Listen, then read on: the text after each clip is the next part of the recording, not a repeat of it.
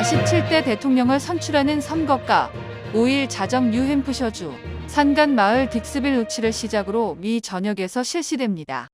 민주당 후보인 카멀라 해리스 부통령이 미국의 첫 여성 대통령에 오를지 4년 전 패배했던 공화당의 도널드 트럼프 전 대통령이 이례적 이기를 거머쥘지 세계가 주목하고 있습니다.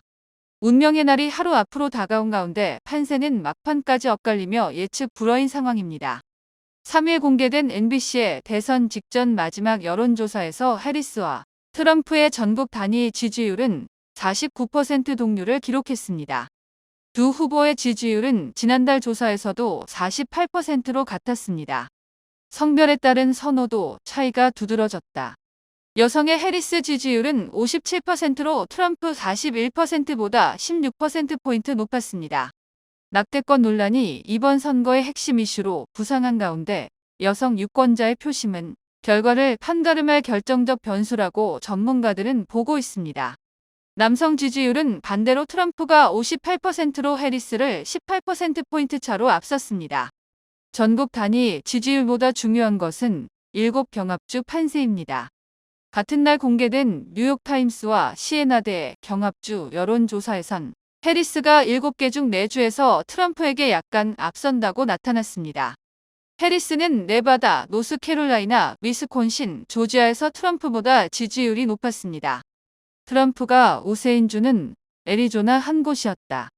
펜실베이니아, 미시간은 동률이었습니다. 다만 7주 모두 결과가 오차 범위 내에 있어 결과를 확신하긴 어렵습니다.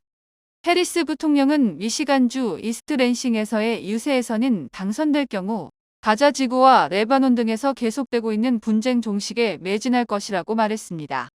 트럼프 후보는 어제 동부 펜실베이니아주 유세에서 자신이 집권했던 4년 전과 조 바이든 대통령의 현 정부 중 어느 시절이 더 좋은지 물으면서 나는 오늘 모든 미국인들을 위한 희망의 메시지를 갖고 왔다고 말했습니다.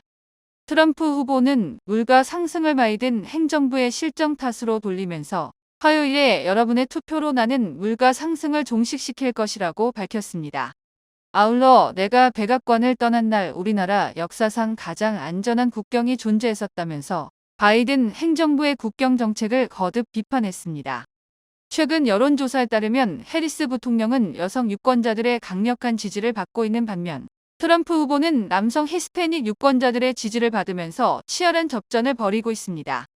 한편 미국 전역에서는 이미 7,800만 명이 넘는 유권자들이 사전투표를 마쳤으며 이는 2020년 대선의 총 투표수 1억 6천만 표의 절반에 가까운 수치라고 로이터 통신이 보도했습니다. 미국 정부는 최소 1만 명의 북한군이 러시아와 우크라이나 간 격전지인 러시아 쿠르스크로 이동했다고 4일 밝혔습니다. 매슈 밀러 미 국무부 대변인은 이날 브리핑에서 토니 블링컨 국무장관은 지난주 8,000명의 북한군이 쿠르스크로 갔다고 했는데 지금 우리는 1만 명에 달하는 북한군이 쿠르스크로 간 것으로 평가한다고 말했습니다. 밀러 대변인은 또 북한군이 이미 쿠르스크에서 전투에 참여하고 있는지를 대해 질문받자 그들이 전투를 하고 있다는 언론 보도를 봤다면서도 나는 그것에 대해 확정적으로 말할 수 없다고 답했습니다. 펜 라이더 미 국방부 대변인 역시 이날 브리핑에서 쿠르스크에 있는 북한군 수가 1만 명이라고 확인했습니다.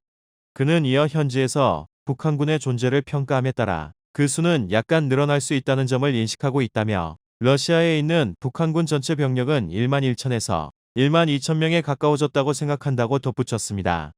라이더 대변인은 쿠르스크의 북한군이 러시아의 작전의 공백을 메우고 있는 것인지 아니면 독자적 부대로 배치돼 작전을 수행할지에 대해 현 시점에서는 알 수 없다.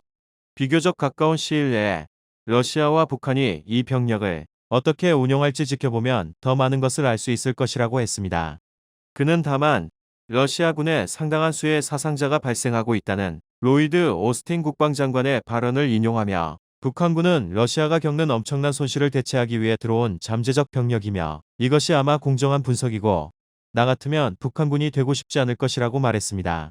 라이더 대변인은 북한군이 이미 우크라이나군과 교전했다는 보도나 공병대와 같은 소규모 북한군도 목격됐다는 우크라이나 고위 당국자의 발언에 대해선 모든 것을 조사하고 있다면서 아직 확인되지 않았다고 말했습니다.